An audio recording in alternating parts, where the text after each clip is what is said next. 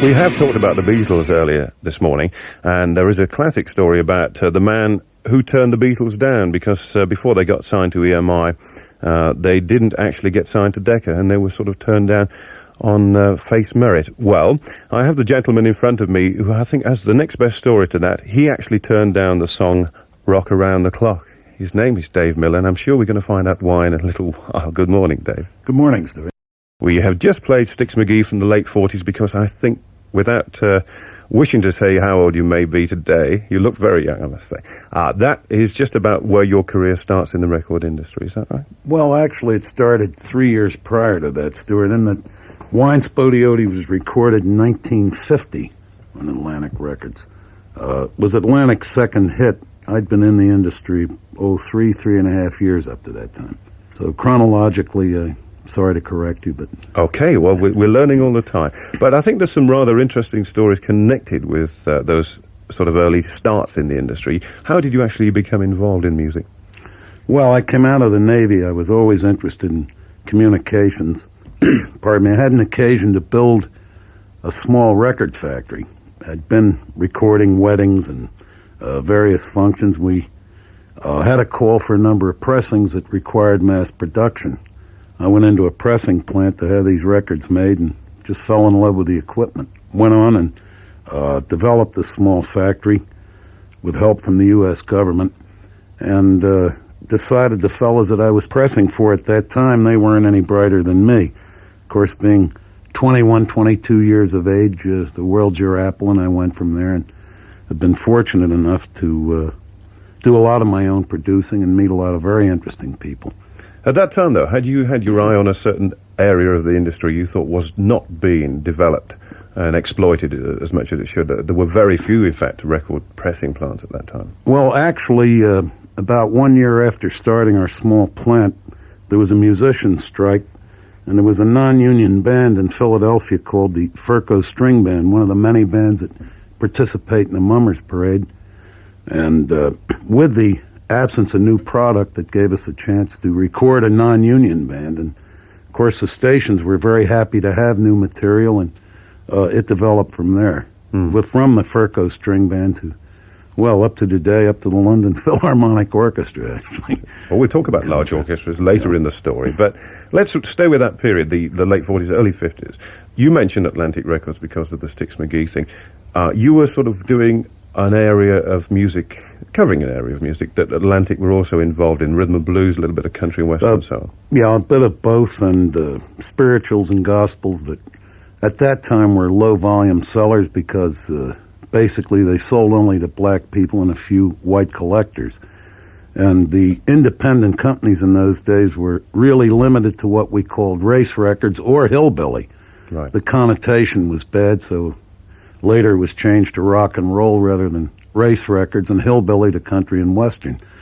The peripheral companies, the independents such as myself, we had no access to big artists and the network exposure that the Crosbys and the Comos and people of that era had. So we more or less specialized in folk music, gospels, country music, where the recording budgets were low, and you could affect local sales without big national distribution.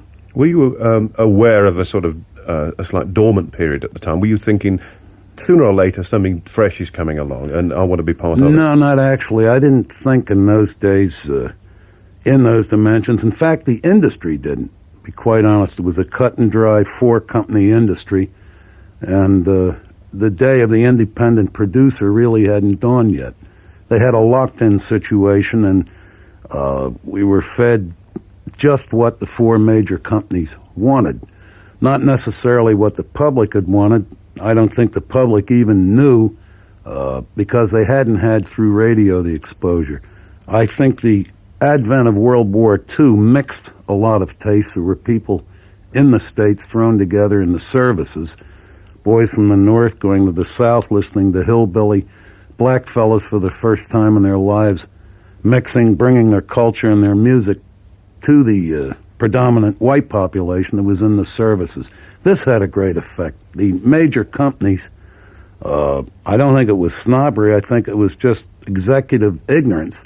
They weren't aware that there was an appetite for this crossover sociology within music. The independents were more sensitive to it. And Rocket 88. How did you get to hear that song? Well, actually, Stuart, I was down in Richmond, Virginia, visiting a distributor, Richmond being just south of the then racial demarcation line in the United States, the Mason-Dixon line.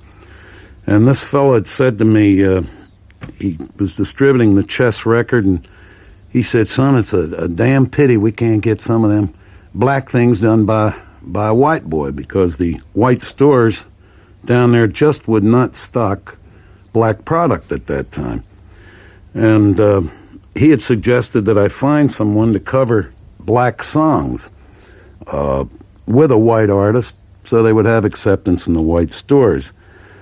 I came back to Philadelphia with this copy of the Jackie Brenston Rocket 88 and pardon me, checked with a friend of mine, a fellow named Jim Myers, who subsequently was the publisher of Rock Around the Clock. And he said, well, I know a country fella that could sing the blues.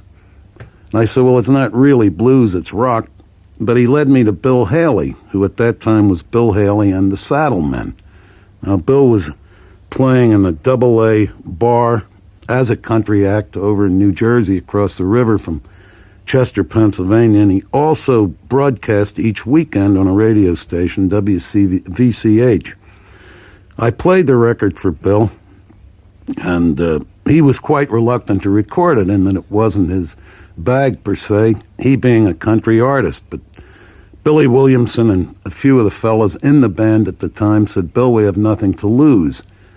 So Bill did make the cover of Rocket 88, which sold very well locally. And then we went on to produce several things with Bill, 12 or 14 sides, and that's basically the story of how Haley started, to be quite honest. You could say it was even born in prejudice. I don't say that Haley possibly later wouldn't have been discovered, but with the timing and the chances in this business, I somehow feel that if it weren't for prejudice within the United States at that time, programming prejudice, possibly Haley would not be the world phenomena that he turned out to be. An interesting observation. Rocket 88 there, called, Dave, these days, the first real rock and roll record. Would you agree with that? It would be the first pure white rock and roll record. Preceded Presley, naturally, and a lot of the other greats that followed up. But I feel Haley, in fact, he's heralded as being the one that opened the door to the basic black music or rock to white artists. Where did you actually record that song? In a little radio station, WVCH, Chester, Pennsylvania.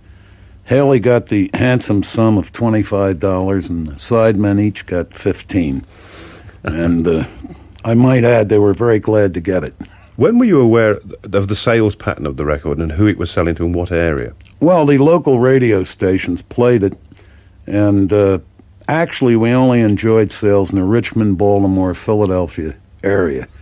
And it wasn't until some following records, Crazy Man Crazy, Rock the Joint, etc., that Haley spread more on the eastern seaboard. And at that time I'd had over here Sir Edward Lewis's licensee with his Decca Records. They released Haley about the time that he'd done the Rock Around the Clock and the Blackboard Jungle, the film. Well, we'll come to that in a tick, because that's an interesting thing. But I'd like to remain in that area for a minute, because You mentioned the Atlantic setup, the Ertegun brothers, and the chess people down in Chicago. You knew these guys on a professional very level. well. What was their reaction to the success you had with this white crossover black record? I don't think it impressed them too much because they were very successful in their own type of business, which was primarily selling to the black market in the United States. The black market itself, after the war, the people became more affluent, much more mobile from city to city, and the black music was the primary area that they covered, the Ertegans. In fact, it's very interesting. The Ertegans came after a fellow named Herb Abramson, and they, of course, bought Abramson out and went on to develop Atlantic Records, which is today WEA, and who have consistently been, in my mind, the most successful people commercially in the industry in the last 30 years. You actually created, for your own setup, separate labels, one for rhythm and blues, country, and a pop thing. Was this to aim specifically at each chart that Billboard and Cashbox were running? Well, it was basically for market identity. You couldn't put a gospel label generally on a label that had country music at that time. The market just wouldn't take it. They would resent it. There was even a point of a psychology and color to the label. Right. So we would divide, and you could invent a label as fast as you could have artwork done. Yes. And you could use different sets of distributors. Well, this is interesting because you mentioned Edward Lewis, the chap who started the Decca thing, and London American, your outlet here, was, I think, one of the first records that he took that was a big hit in America, and it made some noise here. Crazy Man Crazy, with a huge chorus there. Anybody singing on that might be here today, sat in front of me? Well, in the interest of economy at the time, Stuart, I have to say I'm in the chorus, and also my New York distributor dropped in, and we felt we were light on voices, so there are many and sundry people in there. Incidentally, the engineer for that was a well-known producer, a fellow named Tommy Dowd, who is Tom Dowd, yeah. No wonder they got such depth in those records, because he is quite a heck of an engineer, to say the least. Yeah. Best in the world. Mm. And this New York distributor, whose name was what? Jerry Blaine. He, at that time, was the biggest independent distributor in America, and also he had a label, Jubilee Records. So, he was one of the many buddies you had in New York. It sounds like there was a sort of, I don't know if it's the word to use, mafia, if you like, of record producers who were growing up and working professionally together. They were actually a fraternity around the United States, from the West Coast, the Baharis with Modern, the Messners, the Chess Brothers in Chicago, Blaine and the Ertegans on the East Coast. And we all knew each other intimately. We talked every day, even though we competed, and we'd meet each other at conventions, and attended a lot of weddings, bar mitzvahs, and funerals, family-wise. It was a much closer fraternity than the industry is today in general. We're more colorful people, I might add, Stuart. It isn't the invasion, as some people in the business say, of the accountants. It's just that it's grown to be a bigger business, much more intense exposure through media, and it is less personal. There are more people cutting it up. There's more compression of work, and in those days, it was half a neurosis and half a business. Today, it's becoming more and more a business. Well, that could be very true, actually. You took Bill to record eventually into New York, I believe, out of Philadelphia. Is that right? That's right. Where did you use? Coastal Studios on 40th Street. And as I said earlier, Tommy Dowd was the mixer, and he went on to certainly bigger and better things with Atlantic. And then Bill eventually left, went to Decca. In fact, I lost the 4 aces to Decca. They seemed to be my American Decca, my nemesis in those days, in that the artists themselves still, particularly the white artists, they had this great yearning to be associated with the household name labels, the RCAs, the Columbias, etc. But Bill went on to Decca, and I went on to other things. C'est la vie. I was going to ask you, and under the circumstances of the events that's happened in New York in this last week, Was it a time in the early 50s that somebody could, a star could go into a record studio there and risk being attacked at all, coming out onto the street? Well, it wasn't only a star. It was anyone. Any citizen could walk at night. Harlem, which today is very dangerous to go into. In those days, you could go up to Lucky's Club, stay till 1, 2 in the morning, drink too much, and the chances of being harmed were probably commensurate to harm that could befall you today in Piccadilly Circus at 1 in the morning. It was a completely different city. There was a different set of rules, morals, and I don't want to get back into that. We'd waste a lot of time, but it was a safe city, and you wouldn't, well, it would have been unheard of for this tragedy to have occurred, situation similar to John Lennon. It would have been unheard of. Right. Let's stay with Bill Haley, because there's at least 2 more records I want to cram in from those early days. I know you've got sort of indifferent opinions about your work from that period, but I know a lot of people would like to hear this again. It actually was a cover. Where did you get hold of the song Rock the Joint? It was written by a fellow named Doc Bagby in Philadelphia, who was a pianist, organist, originally as a black rock and roll. I have to differentiate because there was a difference then. I stress that. And Doc had written it for a local group, I forget their name, and Bill liked the material, and we recorded it. Let's go back to Bill. I don't want to leave that story that we started the show off with, because you did turn down that song that sold so many million records. Well, actually, I didn't, Stuart, I didn't turn it down.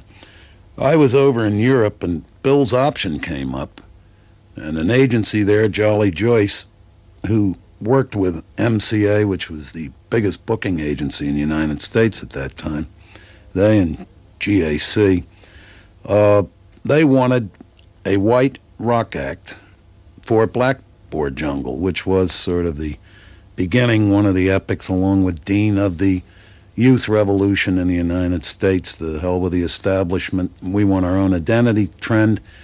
And in my absence, basically, we didn't pick up the option on Haley. But the song, I believe, had been sort of put under your nose, on your desk, if you like. No, that's not true. A fellow named Max Freeman and DeKnight, another fellow named DeKnight, had written the song, gave it to Jim Myers as a publisher to publish it, and when Haley, so to speak, flew the coop, that was the first piece of material that was auditioned for Universal Pictures for the Blackboard Jungle. I lost Haley by tacit rather than by choice. But the funny thing was, at the time, you went on to something entirely different. Even though you'd been having success to a certain degree with Bill and rock and roll, you had an enormous hit with, of all things, a British record, which I didn't realise until you told me. Yeah, it was Eddie Calvert's Oh Mine Papa. My dear friend Norrie Paramore, who died last year, produced it, and we gave EMI their first chart hit in the United States ever. And conversely, I also, at that time, had produced with a fellow named Monty Kelly, Al Martino's Here in My Heart, which our friend Kenny Denton, who's sitting here in the studio, reminded us that it was the first #1 chart record in England, in that it was the first period that charts were issued in England. Now, you mentioned Kenny. In fact, if Kenny would like to pull up a chair, I'd like to say hello to him, because there's a very, very interesting story here. Kenny is the gentleman who, these days, is Bill Haley's producer. Good morning, Kenny. Good morning, Stuart. And you actually know each other not through Bill Haley, right? No, we go back about 10 years when I used to work at Pi. Right. I first met Dave. 12 specifically. Well, 12 years. Right. But I believe you've reintroduced Bill back to Dave after that period of, 20-odd years since he last saw him? Yeah, it was a coincidence that I was working with Bill at the Music Centre in Wembley in London, and I popped out of the studio, and in reception was Dave. And I mentioned Bill was in the studio, and he couldn't believe it. No, he said, I've got to come in and say hello. So what happened next, Dave? Well, as Kenny said, I was working there in another studio with a mutual friend of ours, Dave Hunt, and Kenny popped in there and said, "There's someone there that you haven't seen in a number of years." Bill was receiving a gold record from Pickwick Records at the time for 500,000 sales here in the UK of some recent product, and he was about to be photographed, and I came in and it was, "Hello, how are you?" You know, we didn't have much time to reminisce, and I haven't seen Bill since, quite frankly. I understand they're making a film on his life, which should be interesting. Perhaps Kenny could tell us a bit about that. Well, I believe that Jeff Bridges has been signed to play Bill Haley. Shooting starts midsummer of next year, and hopefully should be out the year after. You know, who's going to play Dave Miller? I'm more concerned about that. You mean they haven't been in contact? How is Bill, as a matter of interest? Because we were told he wasn't that good. I believe he's still in the clinic at the moment. I spoke to Martha a few weeks ago, and nobody quite knows what's wrong with Bill. He's in the clinic, and hopefully, you know, it's going to get a lot better. Good, let's hope so. I should really have a sonnet copy of the latest Bill Haley product with me, which I don't have. I don't know if anybody has in the building, but you have a new single just about to come out on Yeah, Bill. it should be out after Christmas. It's called God Bless Rock and Roll. It's off the album we did last year, and working with Bill, which is probably the way he records is much like he used to record with Dave, which is live. He doesn't like to overdub, doesn't like to do anything like that. What I did with God Bless Rock and Roll was a couple of months later went back in the studio and put a couple of extra guitars on and things like that, Right. just to make it sound better. But it's just due for release in January. So we can look forward to that and more product to come next year. Yeah. Good. Dave, do you think he's doing a good job on the boy? On Bill? Oh, yeah. Excellent. The product is accepted, from what I know, everywhere, and certainly the things I've heard recently, they bear a bit of the hallmark of Kenny Dent.